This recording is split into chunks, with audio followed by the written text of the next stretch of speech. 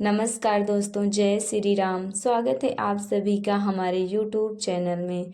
दोस्तों, फिर से हम हाजिर हैं नई वीडियो को लेकर नई नई जानकारी के साथ। तो आज की इस वीडियो में आप लोगों को ऐसा मंत्र पता चलने वाला है जिससे आप लोगों की सारी समस्याएं दूर हो जाएंगी। आज की इस वीडियो में हम आप लोगों को बताएंगे कि पूजा करने के बाद भोग लगाते समय कौन सा मंत्र बोलना चाहिए जिससे हमारे घर में सुख समृद्धि बनी रहे और भगवान का आशीर्वाद प्राप्त हो सके।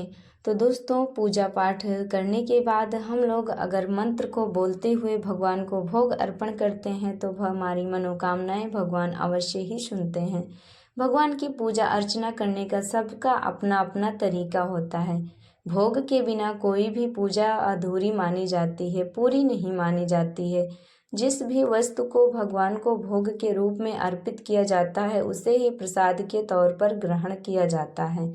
आइए हम आप लोगों को भोग लगाने का सही तरीका और नियम बताते हैं। पूजा पाठ करना देवताओं का आशीर्वाद प्राप्त करने का सबसे अच्छा तरीका माना गया है। साथ ही इसके कुछ नियम भी बताए गए हैं। इन नियमों को ध्यान में रखा जाए तो पूजा का पूरा फल हमें प्राप्त होता है।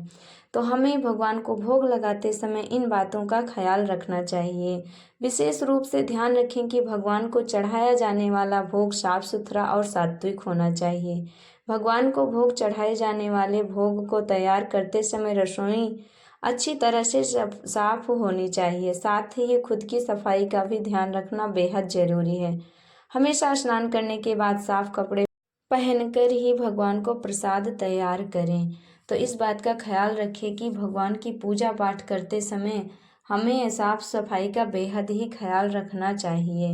भोग लगाते समय इस मंत्र का जाप करना चाहिए। भोग लगाते समय इस मंत्र को अवश्य ही पढ़ना चाहिए। भोग लगाने के बाद प्रसाद को मंदिर में ही रखाना छोड़ें। ऐसा करने से घर में नकारात्मक ऊर्जा आती है। भोग लगाने के बाद उसे परिवार के सदस्यों में बांट दें और भोग लगाते समय यह मंत्र बोलने से बहुत ही लाभ मिलता है। आइए उस मंत्र के बारे में आप लोगों को बताते हैं जिस मंत्र को बोलने से घर में सुख समृद्धि बनी रहती है और देवी देवताओं का आशीर्वाद भी प्राप्त होता है। इसलिए उस मंत्र के बारे में जानना बहुत ही जरूरी है। तो आइए बिना देरी किए हुए उस मंत्र को आप लोगों को बताते हैं जो बहुत ही आसान और बहुत ही सरल है। तो मंत्र शुरू करते हैं, ध्यान से सुनिएगा। तदीयं वस्तु गोविंद तुभ्यमेव समर्पये ग्रहाण सम्मुखो भूत्वा प्रसीद परमेश्वर। तो मंत्र इस प्रकार से है। अगर आप लोगों को यह मंत्र पढ़ना नहीं आता है तो आप लोग हिंदी में भी इस मंत्र का उच्चारण कर सकते हैं। आइए हिंदी में बताते हैं। अर्थ, हे ईश्वर, मेरे पास जो भी है वो आपका ही दिया हुआ है। आपका दिया आपको समर्पित करता हूँ।